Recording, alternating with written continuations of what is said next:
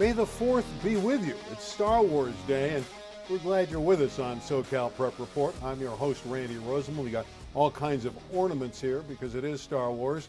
I have my partner here with me, Tarek from the Daily News. But I'm going to start with give me a T, give me an A, give me an R-E-K.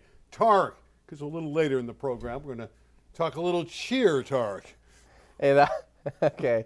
Randy, that was pretty good. How did it take you time to work on that? Were you in traffic, heading to Santa Fe Springs, thinking, okay, I got to come up with a cheer for the show? Yeah, I wrote it out phonetically, That was too. pretty good. I appreciate that. Tom Dill's going to be with us tonight. He's the head baseball coach at Notre Dame. They're the number one team in the state in baseball. They won today, barely 1-0 over Hart. Also, we have a nice swimming story.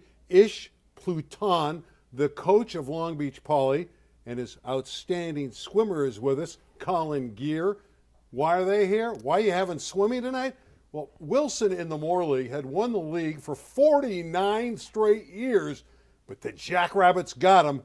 Geer was great in the event, and Ish did a terrific job with his team to win the league championship for the Jackrabbits. That's an outstanding story. I think anytime someone that's dominating the league or dominating a division gets taken down, that's always a great story. No one has taken down either Harvard Westlake or the team they were playing today out in Palos Verdes. The game's still going on. Open division, in my mind, they always call it D1 in the CIF Southern section, but to me it's the open because those are the best teams. And Palos Verdes and Harvard Westlake are two of the best teams. Scoreless into the 14th. They'll resume the game tomorrow. 13 innings. Tommy Bridges goes, I think, 7 1/3, strikes out 10. There was 2 plays. Harvard Westlake had a chance. Palos Verdes had a chance. I think it was a pass ball, but the catcher ends up getting it back to Tommy Bridges. He applies the tag. They call him out. Scoreless through 13. They're going to have to drive back to Palos Verdes, Harvard Westlake will, and have to try and finish that game. That call was bang, bang. It could have been over for the Wolverines just as easily as they're going to resume tomorrow.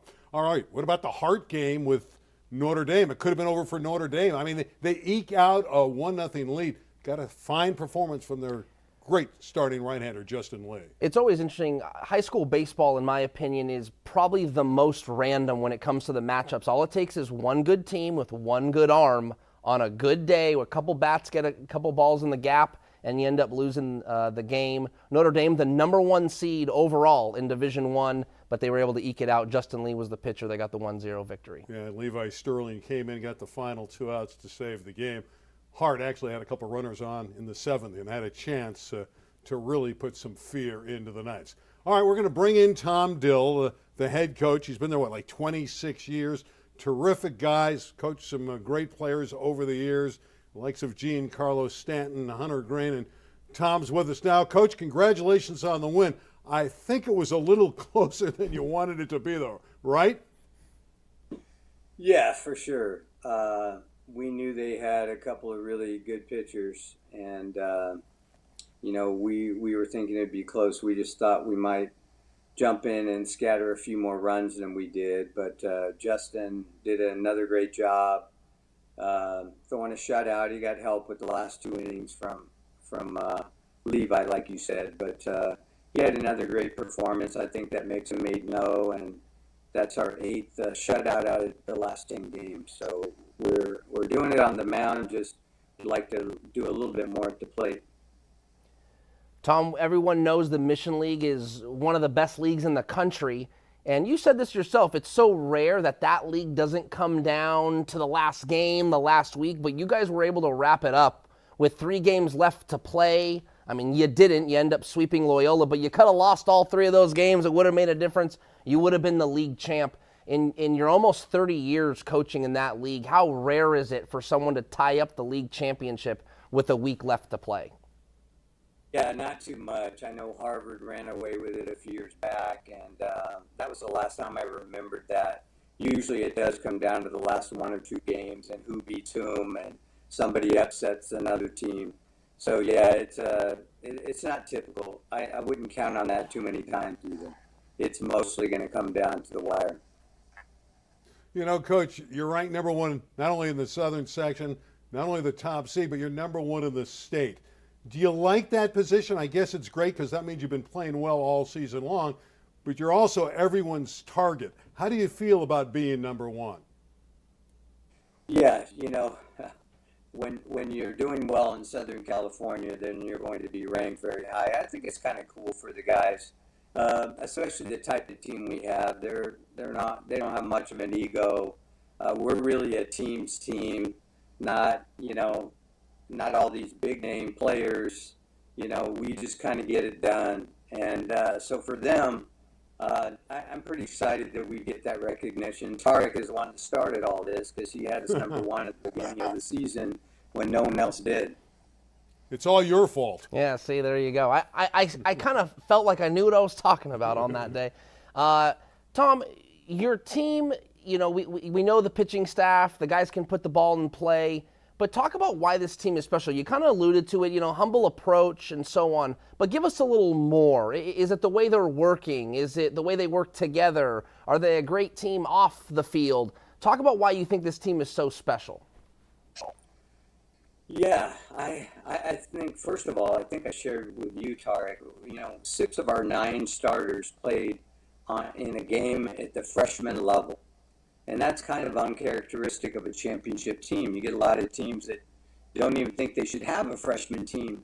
But if we didn't have a freshman team, we wouldn't have Boone, we wouldn't have Lee, we wouldn't have Pajunas, guys that have been successful all year, and they all played freshman baseball.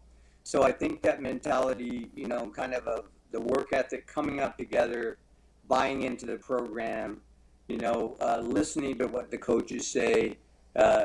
Nick LaFace, one of my assistant coaches, does a great job of putting together our practice plans, and we just hit certain things that we think are important every single day. These guys buy in. It's like they take the lunch bell, they go to work, they get the work done. And then the benefit is how you play when you're working so hard and consistently. And they've done a great job being a good practice team. We get after it every day. And with our artificial turf field, we don't take many days off. A lot of other teams are not practicing, especially this past year. And it really hasn't impacted us a whole lot. Every game is a 7th game in the CIF playoffs. How do you keep your team loose in the dugout? I know you're going to be favored in every game, and you have Bonita on Tuesday in the next round. But how do you keep it so it's not so serious? You want to win, but you also want to keep them loose to try to play at their best. How do you do that? Yeah, well, we have a 30-man roster, and what goes on in that dugout, sometimes I have no idea, but they do keep it loose. They always believe they're going to win. And you're right, Randy, that is a huge part. When you're one and done, single elimination, it's hard not to think about that, but you do have to play loose, and you got to want the ball, and you got to want to compete.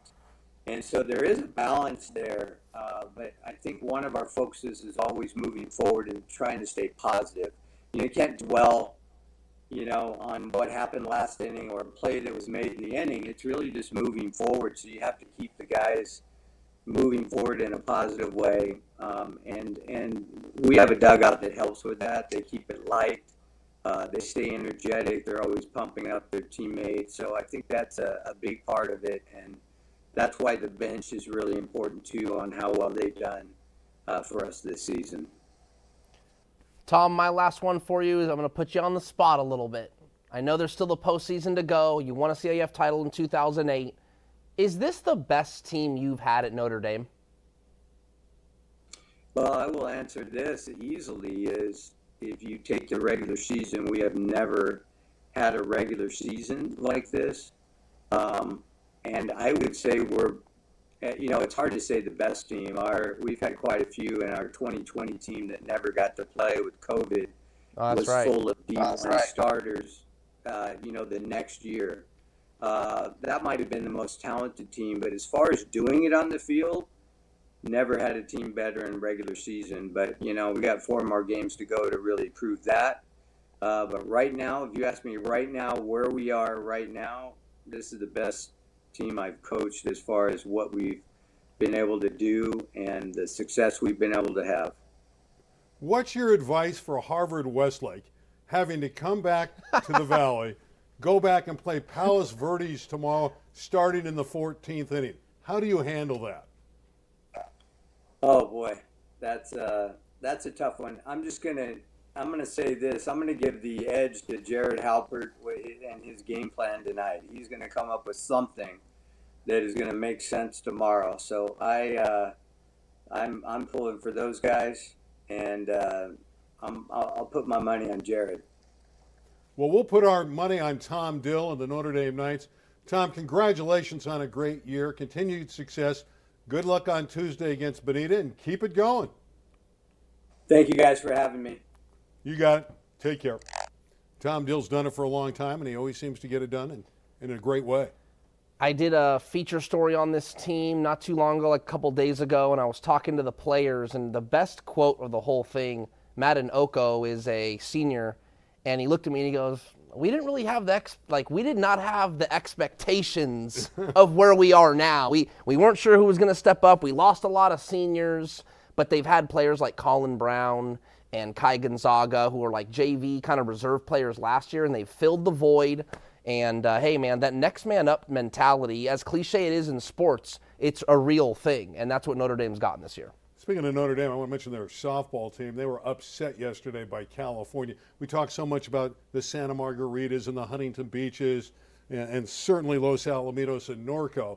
But in Division II, those are Division I teams. In Division II, Notre Dame was figured to have a great chance to win it with the great Ella Parker. She had a year where she finished with 14 homers, and they got stunned by California yesterday. Definitely a surprising, shocking finish. I don't know about an upset. There's no betting odds. That's usually an upset term for betting. However, Ella Parker, we thought was going to have a chance to win a CIF title. Her season ends, but you know what? She's got a big-time career ahead of her at Oklahoma. She's going to do some great things. It's not like she didn't have a good last game. She was 3 for 3, a double and a home run. So she did her part, but the Knights were knocked out by California. We're going to knock you out with some swimming when we come back. We're going to make a big splash right after this from our friends at Pacific Surfliner.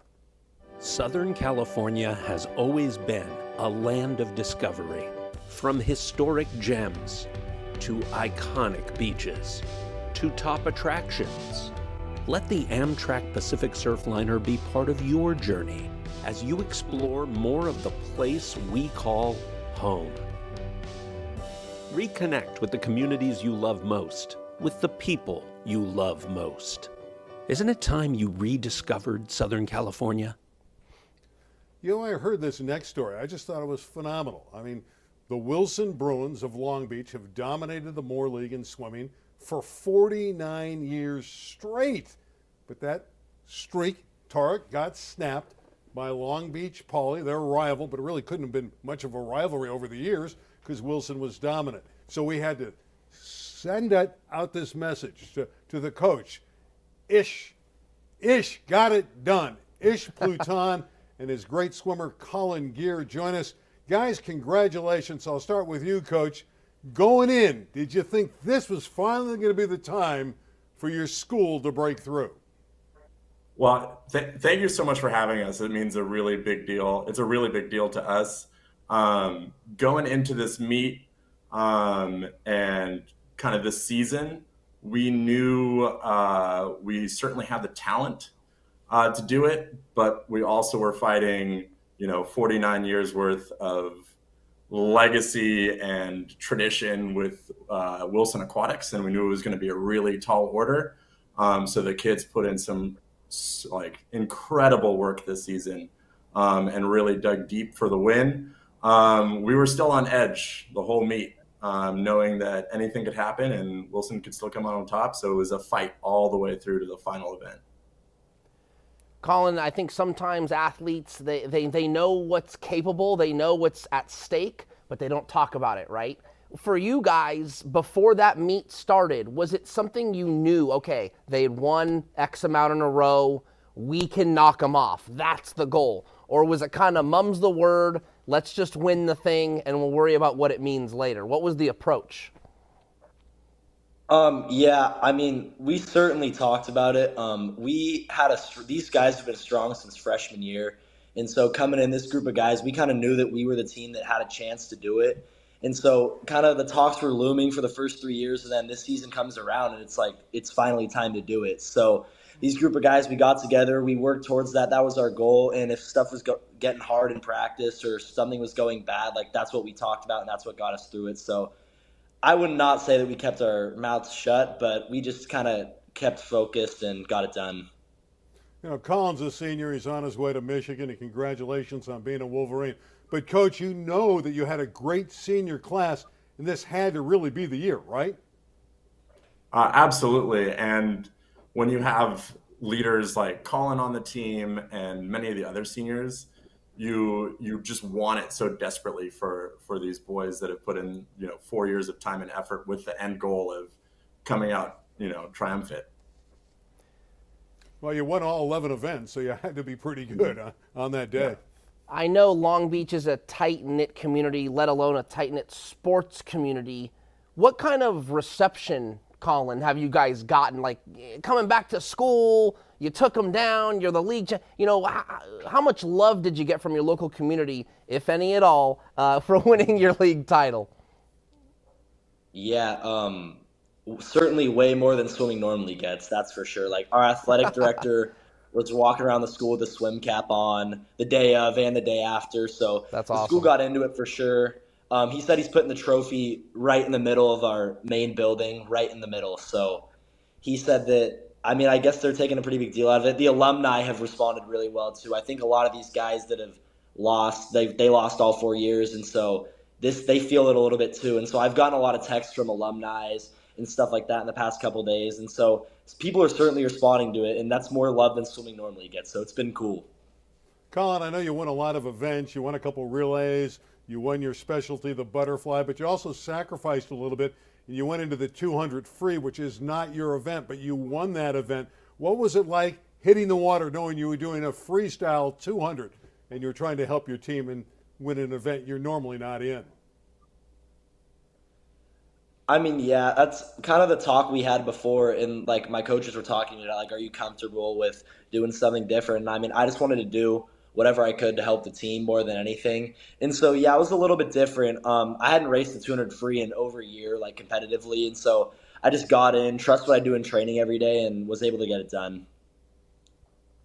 Coach, walk us through that decision a little bit. We talked about a little off air, kind of just, hey, this is where the opponent is swimming their best guy or what have you, and you got to kind of collect points before the thing even gets going, right? So talk about how you strategically placed Colin in something, he hadn't done in a year. Well, and Colin's really humble. He set a school record swimming that event. So as the kind of the season progresses, you start to think about, okay, here are the top swimmers Wilson has, and we want to make sure we earn as many points throughout the meet as possible. So we're looking at all our swimmers and what they can swim, and what the Wilson strengths are and how we can try to mitigate those strengths as best as we can.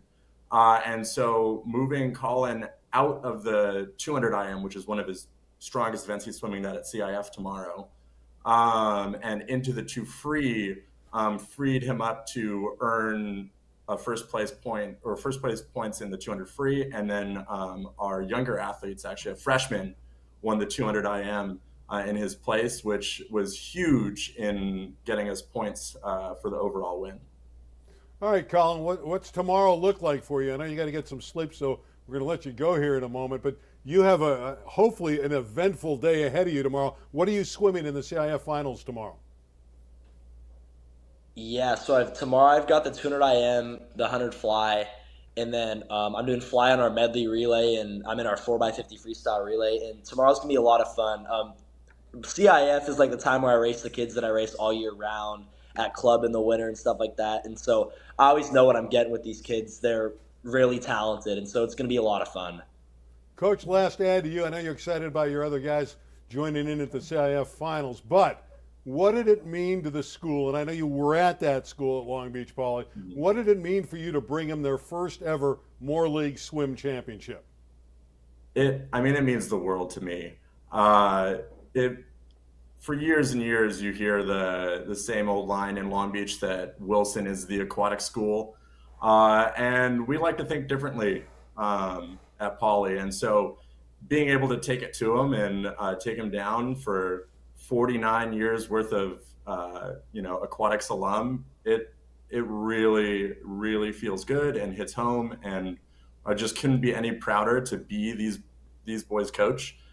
They wanted it so bad, and they swam for each other and worked hard all season to make it a reality.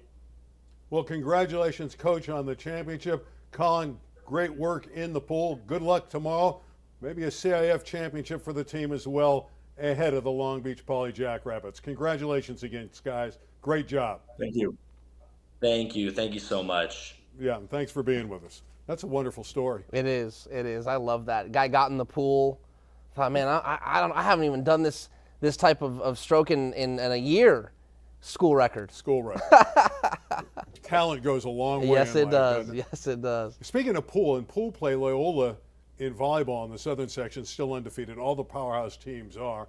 But we want to talk about the city section. They had their quarterfinals last night. All the favorites won. All 4 seeds won. You see top-ranked Chatsworth in 4 sets over Narbonne. Not easy for the Chancellors, who now have 38 wins. They'll take on El Camino Real. ECR got by Taft in 4. That was a 4-5 matchup, 2 West Valley League teams. So we're going to have a West Valley League semifinal there with Chatsworth and El Camino. Now on the bottom of the bracket, Palisades, the number 2 seed, beats Eagle Rock 3 straight. But they were all competitive. 28-26, 26-24, 26-24 again. That type of scoring. So the Eagles were right there, but the Dolphins get by, and they'll hook up with University, which may be the hottest team in the tournament. They blew out Taft last week in a non-league game. They blow out a very good Granada Hills team. So it'll be Uni and Pally from the Western League. So we're going to have a Western League team guaranteed to be in the finals against a West Valley League team. That'll be fun. I smell an upset. Which one? I think University might knock off Palisades. Although we've been saying it all year. Chatsworth Pally collision course in the final at Cal State Northridge. And you know what? That could very well happen. But you're right. University is playing their best ball, and hey, man, you just never know. And guess what? We have the finals right here on LA 36. That'll be May 13th at 6 o'clock. Hey, we got a promo. There it is from Cal State Northridge. Will Reinhardt, the Verdugo Hills coach, will join me for the commentary. That should be a lot of fun. And the 2 winners that we just bracketed up for you will be in that event. All right, we already gave our big cheer for Tarek, so let's talk about the LA City Section cheerleading championships. And we're going to start with the non-tumbling small, which was won by the San Fernando Tigers. The Tigers are a team that has been a very strong program for a lot of years. Once a Tiger, always a Tiger is their motto. Not a surprise that they won. Bell finished right behind them. They get first and second place in the non-tumbling small, and it was San Fernando that won the championship there. Now in the co-ed small, it was J.F. Kennedy of the San Fernando Valley, Elizabeth Ortiz's coach, and she did a great job with this team. So it was Kennedy making it 2 in a row in those different divisions for the San Fernando Valley. And then when we get to co-ed large, host Birmingham won it. Reseda finished second, but the Patriots, 4th title in 5 years. You know, it's not easy to host an event, and they were the host, and they won the championship. So congratulations to the 3 Valley teams winning all the cheering at the LA City section.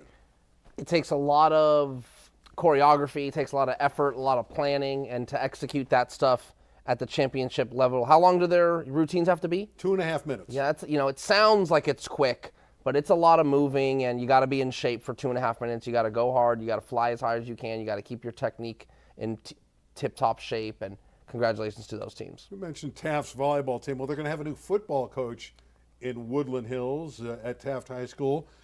Fred Emerson is his name. He's been around the Valley for a while. Taft's had a great program over the years, and Emerson will take over. I'm sure he'll do a good job. The former coach was Jeff Kieran, who, was actually the former coach at Cal State Northridge when they had a football program. So we're talking about a really storied coach. Took them to a CIF final a couple of years ago. They won it. That's They won right. the lower That's division. right. They won, I think, Division III. Yep. and ended up going and playing in a state final, actually, and fell short. However, Jeff Curran steps aside, so now here we are, Coach Emerson, and he's going to try and get things going for the Toradors. All right, we have a new basketball coach at Campbell Hall. They're going to be graced. Oh, I see what you're doing there. You see, right? David Grace is the new coach. This guy's been an assistant at UCLA, at Vanderbilt. He's got some pretty good credentials. Yeah, he was at Cal. He's been at UCLA, as you said. He was actually the associate head coach at Vanderbilt, and then was recently a high school basketball coach at Centennial High in Arizona. And now here he is at Campbell Hall, which was a really, really big story because it's already happening. This isn't even breaking news. Bryce James, who is the youngest son of LeBron James, younger brother of Bronny James, he's already enrolled. They're coming to Campbell Hall, so he'll be a junior. So the James family is no longer going to be at Sierra Canyon. They'll be at Campbell Hall, and the coach will be David Grace. The team should have some good returners. The last ad I will mention is, the question is, what is Campbell Hall going to do? Are they going to try and be are they going to try and recreate what Sierra Canyon has done and try and go open, or are they going to be a really good Division II 2AA team, which is very, very good too? We'll wait to find out. Yeah, eventually you want to get to the open, but it might take a little bit of time for David Grace. All right, we now know where Brady Dunlap's going to college. He's going to go to St. John's. He was the great star that helped Harvard Westlake win a state Open Division basketball championship. Dunlap can really shoot it. We had him on our air against Sierra Canyon. He just lit it up. He started his high school career at Hart, went on and played great basketball for Harvard Westlake. In this game, he just lit up Sierra Canyon. Brady Dunlap, you're not supposed to say favorite or, be subjective as a reporter, but one of my favorite athletes to cover, such a nice kid, plays basketball the right way, comes from a basketball family, actually had a late offer from North Carolina. Turning down North Carolina, well, not necessarily turning down, but deciding to choose another school over North Carolina. He's going to play for Rick Pitino at St. Joe's. That's cool. And St. John's, excuse me, not St. Joe's. And I think he's going to get a lot of PT playing time. Speaking of Sierra Canyon, their fine little guard who started for 4 years there, Dill going to Howard University. Really, really good accomplishment for Dylan Matoyer. One of those you kind of root for. Not a 4-year starter, but a 4-year program player at Sierra Canyon. And one of those players that worked his way into the lineup, Randy. It's a rare thing to see in high school sports now. Parents want their kid to be the star player right away, and if they don't get playing time, they transfer. Not Dylan Matoyer. Despite all the 5-star kids that were transferring in for Sierra Canyon, he kept chipping away, got playing time, and now he's going to go to Howard and play with former teammate Shai Odom, who became a starter at Howard, started in the NCAA tournament. He'll be a sophomore. Dylan Matoyer will come in and be a freshman. Got to mention lacrosse. We had Palisades earlier in the year on our Pacific Surfliner Game of the Week, and they lost to Miracosta. But against the city, the Pali boys won. They defeated El Camino Real 19-2.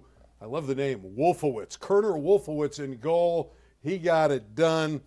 He's just a tremendous player. Axel Grieve had 4 goals. And the ladies, by the way, that's 7 in a row now for the Pali boys. The ladies of Pali got by Birmingham 18-9. So it was a sweep for the Dolphins in lacrosse. Domination. The score was 19-2 on the boys' side.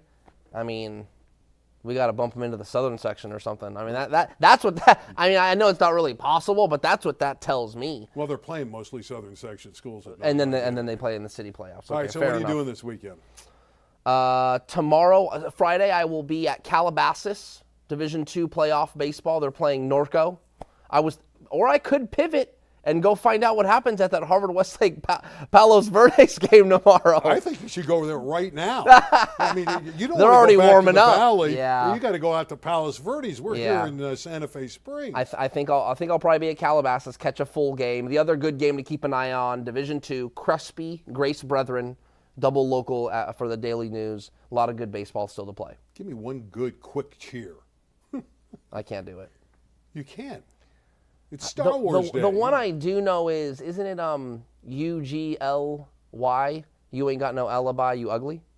No, I'm not. I'm handsome. And on that point, for Tarek Fatal and our entire LA36 crew, I'm Randy Roosevelt. Thanks to our guest tonight. Tom Dill was outstanding from Notre Dame, and the guys from Long Beach Poly. Colin Geer, tremendous kid going to Michigan, great swimmer, and Ish I love that, Coach. Pluton, great guy. Congratulations on their big win. But that's going to do it for us tonight. We'll see you next Thursday night right here on SoCal Prep at 9 p.m. You know that. We'll see you next week, everybody. Good night. I got another one. What do you got? M-A-M-A, tell me how you got that way, yo mama. You're good at this. Isn't that good? I think you have That's like finally some found grade your school niche. stuff, I know. You're really good. You like that one? I should have started this conversation.